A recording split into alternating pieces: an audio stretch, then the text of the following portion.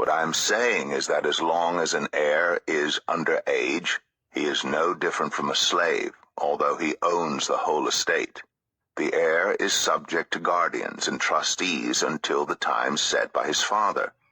So also, when we were under age, we were in slavery under the elemental spiritual forces of the world. But when the set time had fully come, God sent his Son, born of a woman, born under the law, to redeem those under the law, that we might receive adoption to sonship. Because you are his sons, God sent the Spirit of his Son into our hearts, the Spirit who calls out, Abba, Father. So you are no longer a slave, but God's child, and since you are his child, God has made you also an heir. Formerly, when you did not know God, you were slaves to those who by nature are not gods. But now that you know God, or rather are known by God, how is it that you are turning back to those weak and miserable forces? Do you wish to be enslaved by them all over again?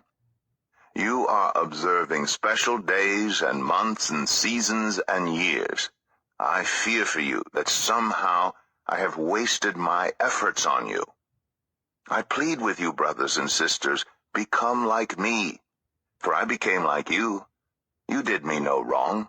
As you know, it was because of an illness that I first preached the gospel to you. And even though my illness was a trial to you, you did not treat me with contempt or scorn. Instead, you welcomed me as if I were an angel of God, as if I were Christ Jesus himself. Where then is your blessing of me now? I can testify that if you could have done so, you would have torn out your eyes and given them to me. Have I now become your enemy by telling you the truth? Those people are zealous to win you over, but for no good. What they want is to alienate you from us, so that you may have zeal for them. It is fine to be zealous, provided the purpose is good, and to be so always, not just when I am with you. My dear children, for whom I am again in the pains of childbirth until Christ is formed in you, how I wish I could be with you now and change my tone, because I am perplexed about you. Tell me, you who want to be under the law, are you not aware of what the law says? For it is written that Abraham had two sons, one by the slave woman and the other by the free woman. His son by the slave woman was born according to the flesh, but his son by the free woman was born as a result of a divine promise. These things are being taken figuratively.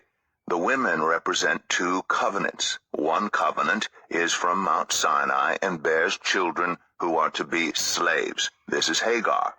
Now Hagar stands for Mount Sinai in Arabia and corresponds to the present city of Jerusalem because she is in slavery with her children. But the Jerusalem that is above is free, and she is our mother. For it is written, Be glad, barren woman, you who never bore a child. Shout for joy and cry aloud, you who were never in labor, because more are the children of the desolate woman than of her who has a husband. Now you, brothers and sisters, like Isaac, are children of promise. At that time the son born according to the flesh persecuted the son born by the power of the Spirit. It is the same now. But what does Scripture say? Get rid of the slave woman and her son, for the slave woman's son will never share in the inheritance with the free woman's son. Therefore, brothers and sisters, we are not children of the slave woman, but of the free woman.